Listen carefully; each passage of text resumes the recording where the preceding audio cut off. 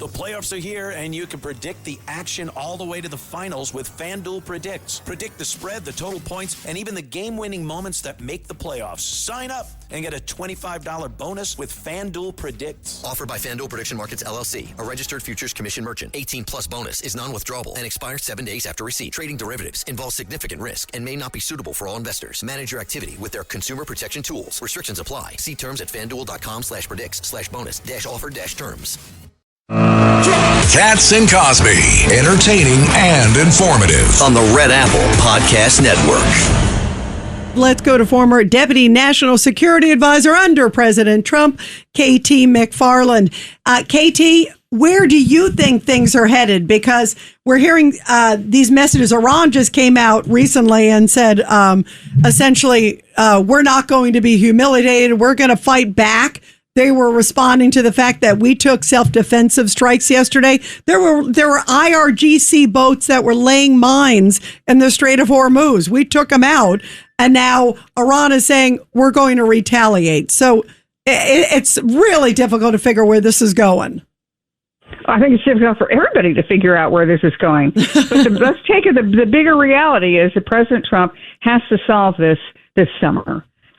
Really by the 4th of July, to open up the strait and to get some kind of a finalization of this. It cannot continue to go on and on because it's obviously doing terrible things to the Iranian economy, but it's doing bad stuff to our economy too.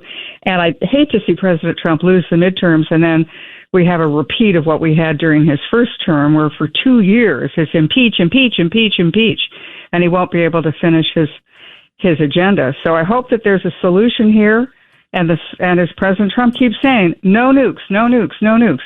It's not all about regime change or all the other things. It's no nukes. And to get the no nukes, you have to verify that you've got all the nuke stuff, and then you have to have an enforcement mechanism when they inevitably cheat. Katie, how does President Trump send the message out that this is not, because there are already people out there saying it's like an Obama deal, it's a Biden deal. It's not, obviously. President Trump had the guts and courage to go after Iran. That was incredible, multiple times, as we know. Very different. But if they do sanctions relief or if they do something, then you open the door to that. Just take a step back and think, Rita, that all the people who were saying this is like the Obama deal or, wow, Trump is losing this war, Iran is winning, just think of what we have done. So Operation Epic Fury has basically destroyed their military, their Air Force, their Navy, their air defense systems, command and control. Operation Economic Fury has destroyed their economy. Their inflation rate, in some cases, is 100%. On foodstuffs. Their currency is collapsing. The currency has gone down by 70% in the last 3 months. So there's a lot of bad stuff happening to collapse Iran. And where does this all lead? Well, that's the big question. Some people are saying you can't trust Iran, so therefore you have to have regime change. I'm not one of those people. Other people are saying, well, it's like the Obama deal. No, it's not. Look at what President Trump has done to Iran. The Iran deal under Obama was to allow them to have nuclear weapons a few years down the road and to pay them. Trump's crushed their economy, and he's at least set their nuclear program back, if not permanently, 10, 15 years. So even if he walks away today, as long as he can open the strait, he's achieved a lot. And the people who are urging him for regime change, you worry about who governs Iran then. If there were standing right in the sidelines a really capable opposition government to take over, that would be terrific. But I don't see that there is one, or at least there's not one that has emerged yet. Yeah, that is the problem of who do you replace it with. But obviously these ones you can't trust. Craig Eaton. No. KT, I have a question. About a month ago, we were talking about nuclear capabilities of Iran. And a month has now gone by, and everyone was saying they are close, they're working on it. Do you believe they're getting closer to those capabilities, or do you think that that's pretty far away at this point?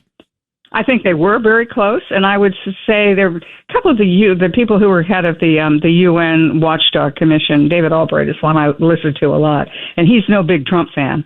He said he thought they were very close a year ago, but the military attacks that we've had, with the bunker buster bombs, and then what we've done in Operation epic fury have really set them back significantly. Well, that's great news. That's great news to hear. Yeah, Judge Weinberg. So, KT, there are reports that Saudi Arabia and some of the other Arab countries, the ones who pressed President Trump to delay military action, and that he responded by saying, "You're making me do this. I don't want to do this, but how about recognizing Israel through the Abraham Accords?" What are your thoughts on that? Yeah, Judge, as usual, you've got to the heart of it. When you take a step back of what are we talking about? The Middle East a year ago, you would never have seen Gulf Arab countries fighting on the side of Israel, on the side of the United States against a fellow Muslim country.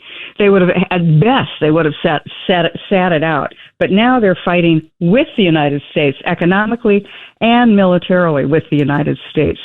So the bigger picture is the broad rearrangement of the chess game in the Middle East. That the chess pieces have all moved around, and we are now, the United States is leading a coalition of all the powers in the region, including powers further away from the region, against Iran.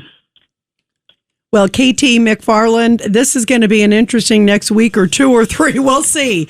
And before we go, tomorrow, there's supposed to be a meeting at Camp David. John brought this up. I think it's interesting. What do you make of that? That President Trump looks like he's going to have his cabinet together there. Well, first of all, they're not. He's just announced that he's going to switch it to the White House because there's bad weather. I saw that he might change it. He just announced that. Yeah, I saw that. That might happen. Just milliseconds ago. When people say, "Oh, he's obviously getting ready to do something big on Iran," when you have a National Security Council meeting with a segment of your cabinet, some certain selected members of your cabinet. You don't necessarily have the whole cabinet there to do a war thing. My guess is more likely what he wants to do is get the whole cabinet together and say, okay, we're heading now into the campaign season. What are your accomplishments? What are your achievements?